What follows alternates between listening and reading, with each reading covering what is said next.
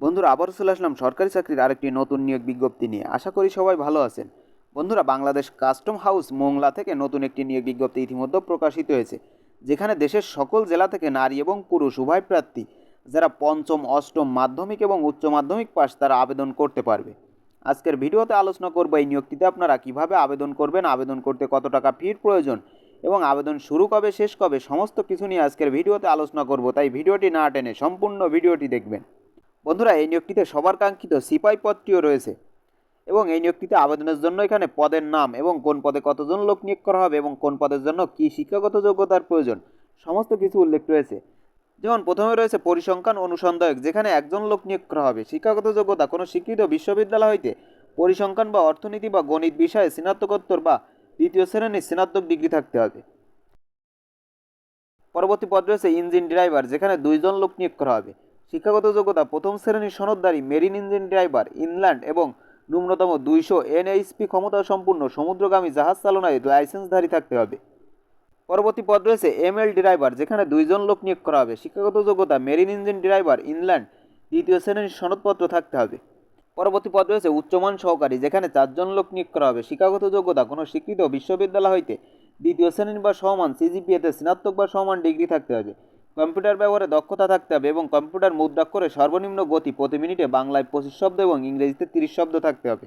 পরবর্তী পদ রয়েছে ক্যাশিয়ার, যেখানে একজন লোক নিয়োগ করা হবে। শিক্ষাগত যোগ্যতা কোনো অনুমোদিত বিশ্ববিদ্যালয় হইতে স্নাতক ডিগ্রি। বাণিজ্য বিভাগের প্রার্থীদেরকে অগ্রাধিকার দেওয়া হবে এবং কম্পিউটার চালনায় পারদর্শী হতে হবে।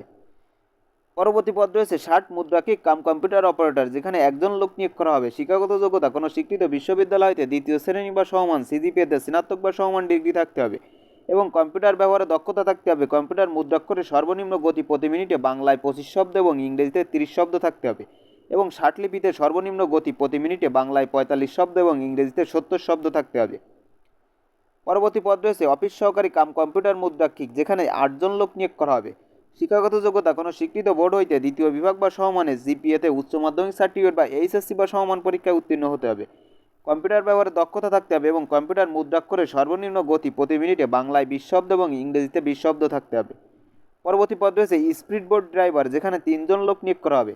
শিক্ষাগত যোগ্যতা স্পিড বোট চালনায় 2 বছরের কাজের অভিজ্ঞতা সহ বৈধ ড্রাইভিং লাইসেন্স থাকতে হবে।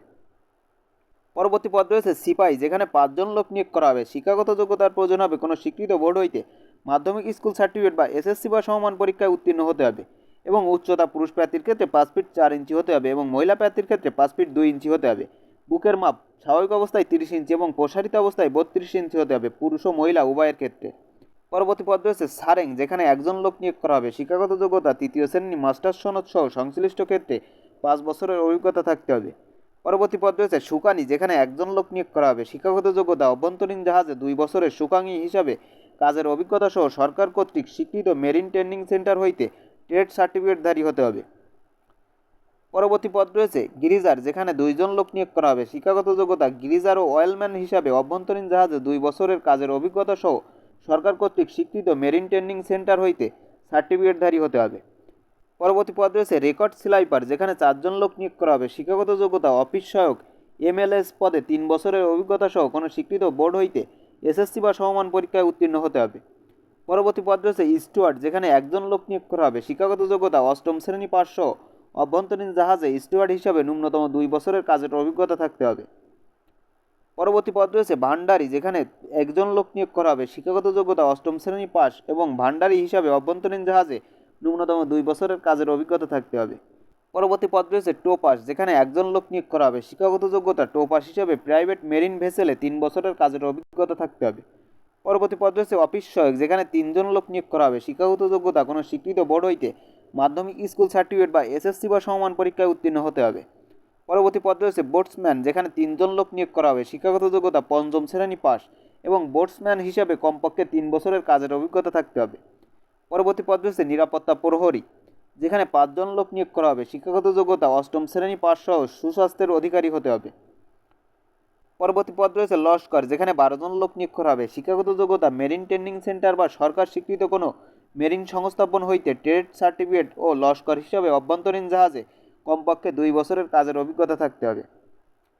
এখানে আবেদনের জন্য প্রার্থীর বয়সের প্রয়োজন হবে 18 থেকে 32 বছরের মধ্যে এবং বয়সের ক্ষেত্রে কোনো রকম এফিডেভিট গ্রহণযোগ্য নয়।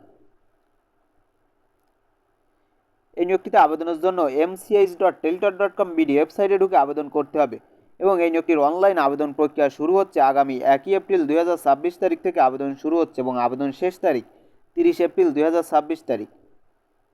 এখানে আবেদনের জন্য আবেদন ফি বাবদ 1 থেকে 2 নং ক্রমিক পদের জন্য আবেদন ফি বাবদ 168 টাকা কেটে নিবে এবং 3 থেকে 8 নং ক্রমিক পদের জন্য আবেদন ফি বাবদ 112 টাকা কেটে নিবে এবং 9 থেকে 20 নং ক্রমিক পদের জন্য আবেদন ফি বাবদ 56 টাকা কেটে নিবে এবং আবেদন শেষে আপনাদের পরীক্ষার তারিখ SMS এর মাধ্যমে জানিয়ে দিবে।